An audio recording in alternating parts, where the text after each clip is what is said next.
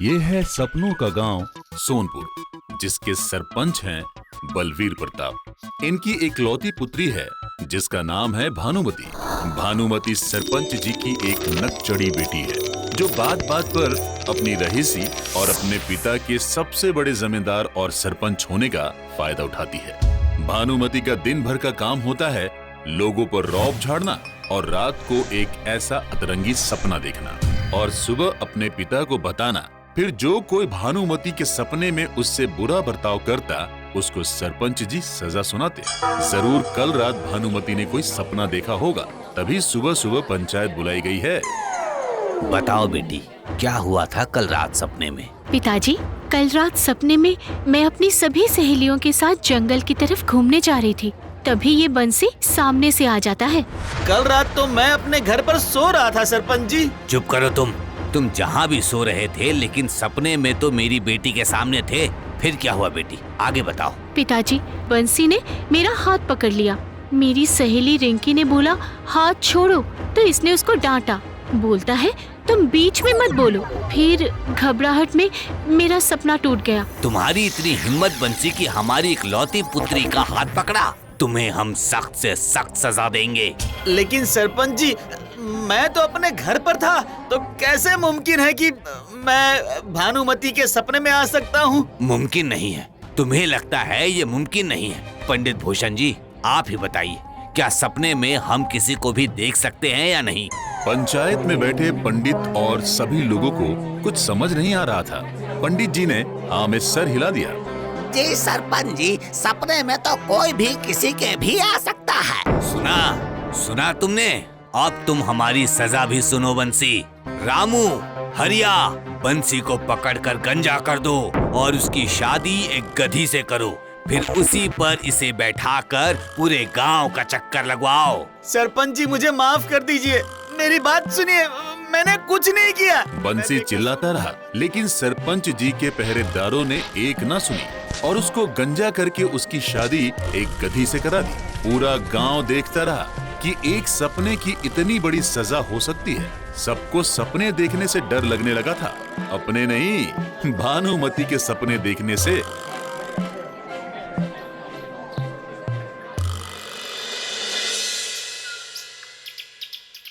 वहीं गांव के कुछ लोग खड़े होकर बात कर रहे थे कि अब अगला नंबर किसका होगा। हम तो सोच रहे हैं कुछ दिन के लिए ससुराल चले जाते हैं। अरे सपना तो तब भी आ सकता है, तुम यहाँ रहो या किसी और गांव। और अगर सपना आ गया तो सरपंच जी तुम्हें पाताल से भी खोज निकालेंगे। हाँ, अरे सब चुप हो जाओ। अगर सुन लिया तो सपने से पहले ही जाकर अपने पिता से बोल देगी। हाँ,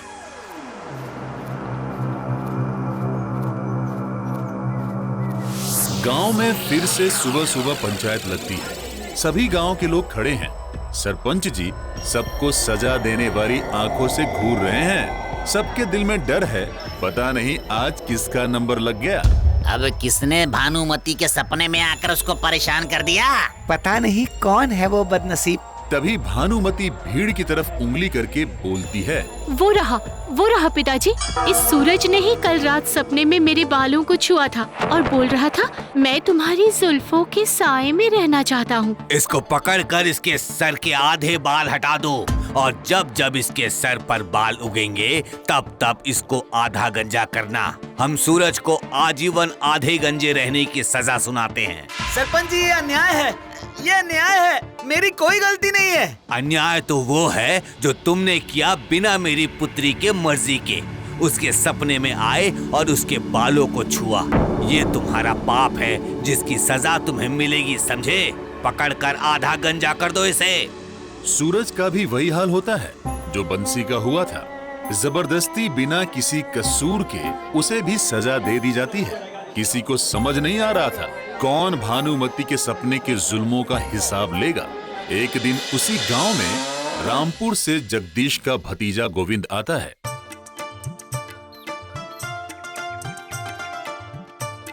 कैसे हो चाचा जी? हमें पिताजी ने बोला है अब से आपके पास रहूं ताकि खेती बाड़ी के और शहर बाजार के काम भी सीख लूं। खुश रह, मुझे कल ही तेरे पिताजी की चिट्ठी मिली थी। मैं कल से तुझे सारा काम समझाऊंगा, आज तू बस आराम कर। भानुमति को जगदीश का सपना आया और सुबह सुबह फिर से पंचायत बिठाई गई, जिसमें जगदीश को सबके सामने खड़ा किया हुआ था अपराधियों की तरह। वहीं जगदीश के साथ उसका भतीजा गोविंद भी खड़ा था। कहो बेटी, क्या अपराध है इस जगदीश का? कल इसने मेरे हाथ से सारे आम छीन लिए और हमें और हमारी सहेलियों को अपने आम के बागीचे से पूरी तरह डांट फटकार लगाकर भगा दिया। हमने सिर्फ कुछ ही आम तोड़े थे। मैंने ऐसा वैसा कुछ नहीं किया सरपंच जी। मैं तो 7 बजे के बाद घर से बाहर भी नहीं निकलता। ज्यादा बनने की कोशिश मत करो जगदीश। मेरी बेटी सपने की बात कर रही है। सपने में तुमने इसके साथ दुर्व्यवहार किया, आम छीन लिया इसके हाथ से। चंदू मंदू, जगदीश के बगीचे के सारे आम तोड़कर हवेली पर ले आओ। ये सब क्या चल रहा है सरपंच जी? एक सपने के ऊपर आप इतना बड़ा फैसला ले रहे हैं, जिस सपने का कोई मतलब नहीं। सपना कोई असल जीवन से तो मेल नहीं खाता ना। तुम यहाँ नए लगते हो, हमें अपना बेकार का ज्ञान मत दो। हमारी बेटी ने सपना देखा तो देखा। हमारे गांव में सपने की अहमियत असल जीवन से ज्यादा है। लेकिन सरपंच जी, पूरा गांव जानता है जगदीश बहुत शांत और बहुत अच्छा इंसान है। हमें नहीं लगता कि वो सपने में भी ऐसा कुछ कर सकता है। तो तुम्हें क्या लगता है मेरी बेटी झूठ बोल रही है? और वैसे भी जो असलियत में कुछ नहीं कर सकते, सपने में सब कुछ करते हैं। गोविंद इस फैसले को देखकर बड़ा हैरान था। उसने आवाज उठाई तो दबा दी गई। सरपंच जी न्याय प्रिय थे और संतान मोह से बंधे हुए। अब गोविंद ने भी अपनी बुद्धि से उनको सबक सिखाने की ठान ली थी। एक दिन सुबह गोविंद जोर जोर से रोने लगा और चिल्ला चिल्ला कर पूरे गांव को जमा कर लिया। गांव वाले सब जमा हो जाते हैं। गोविंद ने बताया कि कल रात उसने सपना देखा कि उसकी शादी एक बेहद खूबसूरत लड़की से हो गई है और हम खुशी खुशी रह रहे थे। लेकिन एक दिन ये भानुमति आती है और मुझसे अपने प्यार का इजहार करती है और मेरे मना करने पर मुझे धमकी भी दी और मेरा हाथ पकड़कर जबरदस्ती मंदिर में शादी करने के लिए ले गई। ये सब देखकर मेरी पत्नी दुख से पागल हो गई और वो नदी में कूदकर जान देने चली गई। उसने मेरे लिए एक पत्र भी छोड़ा है, आप सब पढ़ लीजिए। मैं तुम्हारी जिंदगी से दूर जा रही हूँ, हमेशा हमेशा के लिए। जब तक तुम इस पत्र को पढ़ोगे, मैं नदी में कूदकर जान दे चुकी होंगी। तुम भानुमति के साथ खुश रहना। तुम्हारी अभागन पत्नी शांता। हे भगवान, इस लड़की ने मेरी पत्नी को मार दिया। अब मैं क्या करूँगा तुम्हारे बिना शांता? ये तो बहुत बुरा हुआ तुम्हारे साथ गोविंद। तुम चिंता मत करो, तुम्हें पंचायत में इंसाफ जरूर मिलेगा। गांव के सभी लोग मिलकर सरपंच जी को गोविंद की पत्नी शांता की आखिरी चिट्ठी दिखाते हैं। मैं कितना खुश था, रोज रात को अपनी पत्नी के साथ सपने में खुशी खुशी रहता था। अब मेरा क्या होगा? गोविंद को इंसाफ दो, गोविंद को इंसाफ दो। इंसाफ दो। सरपंच जी, आज तक आपने अपनी बेटी के सभी सपनों पर बिना किसी पक्षपात के इंसाफ किया है। आज आपको ये इंसाफ भी बिना पक्षपात के करना होगा। भानुमति का चेहरा एकदम सफेद हो गया था, क्योंकि सपने में ही सही, लेकिन वो किसी की हत्या की जिम्मेदार थी। मैं इस सपने को नहीं मानती। मैं कैसे मान लूं इसका सपना सच है? और कैसे मान लूं सपने में मैंने ही इससे शादी की है?